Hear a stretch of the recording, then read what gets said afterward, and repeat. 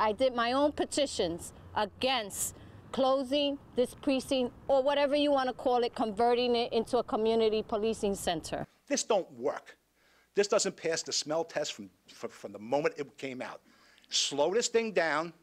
Do not vote on it. You can table it. You can table it. Something this important should not be voted on in haste and gone forward with. My daughter's life is in jeopardy. Our neighbors' lives are in jeopardy. I want to enter in the record that a woman from North Valley Stream, she went out and signed, got her own petition, has 76 names in an hour and a half on a Sunday during a Super Bowl Sunday. 76 people signed this petition right here. I want to enter it in the public record and let it be known. For you or whoever to decrease our precinct is not acceptable. The 5th precinct has always been there for us. This closing it down and making it into some type of a toy room with 2 people working is not going to work.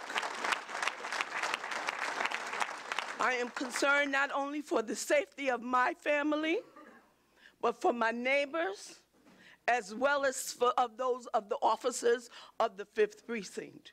In 5 of the 8 precincts, we used to have two-man anti-crime teams, the plainclothes teams. We now have 0. In the other precincts, the 1st, the 3rd, and the 5th, we've reduced that. We used to have a dedicated DWI patrol in each one of the 8 precincts. Now we have none. I say to you, and I ask you, please reconsider this initiative, and please keep our precincts. We want the 8th precinct and the rest of the precincts. Thank you. Please reconsider closing the 5th precinct and the 3 other precincts that are slated to be closed or reorganized or restructured. Now you're saying do away with our precinct. That's counterintuitive. You look at the crime statistics, you look at the increase in natural disasters like Hurricane Irene, you look at all the worries today over terrorism. You want to increase police, not make the units smaller. You as legislators have been put here for the people.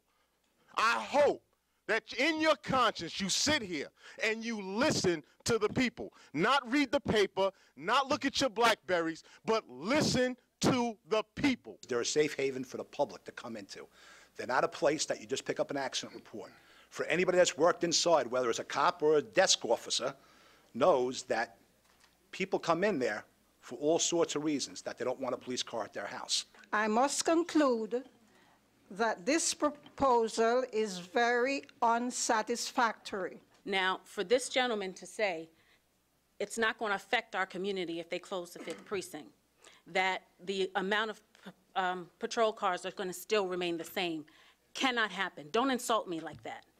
Because if the precinct, if he's going to have to travel further to process his arrest, then he's not going to be back on the streets of Elmont. Police officers who are doing the most work, who have most of the busy time, are going to have to travel 20 minutes from 1st precinct to the 7th precinct to drop off whatever they need to do, and then another 20 minutes back, and they're wasting 40 minutes off the streets. I urge you to rethink this plan and try to save money elsewhere and not with the safety of our communities. We're never going to have these high visibility, community centers. What are we going to have? Pool tables in there? We got libraries that have community meetings. We got firehouses. We got American Legion halls. We got everything in the world to have one. I've never heard anybody say, I'm trying to have a meeting next week. Where can I have one? You know what I mean? Where's that spot I got to have it?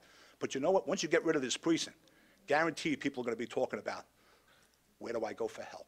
In terms of retirement incentive for 108 people, have we considered what the retirement incentive will cost? I understand the question, and I'll have the answer for you on the 13th, Mr. Denberg. How are you coming up with the $21 million? Again, Mr. Denberg will give you on the 13th. So to be clear, you've told the press, you've told us $21 million worth of savings, and you'll figure out how to come up with that on the 13th.